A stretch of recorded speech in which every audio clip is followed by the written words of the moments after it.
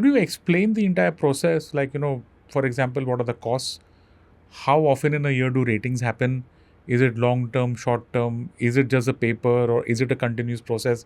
Just so that, someone who wants to do this can actually help him or her understand. I think the first point in engagement with the client starts with if they are not conversant with the concept of rating. In that case, they have to be made understood, make them understand about what exactly rating is, what rating is not also. Okay. Right?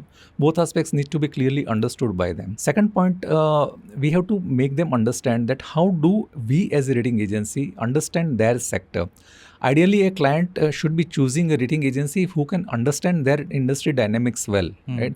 Because otherwise, there could always be, I would say, a big gap between their work and how they could be looking at the entire rating exercise and how the rating agency would be putting their own methodology into the picture, right? So this aspect also needs to be understood. I mean, that's the job of the rating agency to make them understand that what is the methodology pertaining to this.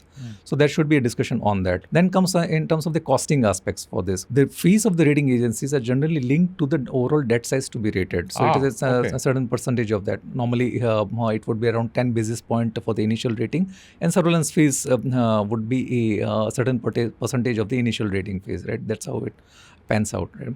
In the overall, I would say the borrowing cost for the client, rating fees are minuscule. Okay. Right? So essentially what the processing fees or the interest which the banks charge, the overall borrowing cost or for any other investors they could be charging and like that. As a percentage, the overall intermediation costs, rating fees are very minuscule.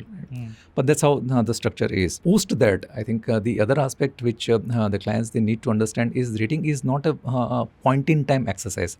So if you are issuing a particular instrument, you have to understand right from the beginning that once the rating is assigned and once it is accepted, after that, as per the regulatory requirements, it has to be kept under review, which we call it as a surveillance exercise. Okay. While the monitoring of the rating is generally on an ongoing basis. Like if it's a listed client, whatever be the developments and whatever the quarterly results, they need to be factored in, and every quarter there will be a formal review. But it does not necessarily be only at the end of the quarter also. Any developments which the analyst feels are important enough. I mean, today with the kind of geopolitical developments and like that, the things are changing almost on a weekly or a 10-day basis also, right? And nobody knows for sure, depending on somebody's mood in that side of the world. Nobody knows for sure. In that case, like say, the analyst also have to be proactive in terms of assessing, reaching out to the clients. The client should not feel offended about it, right? Because it's the job of the analyst, right? So the regular reviews, they take place, and of course, one full-scale exercise at least once in a year that takes place. And the instrument, once it gets redeemed, at that point in time, the rating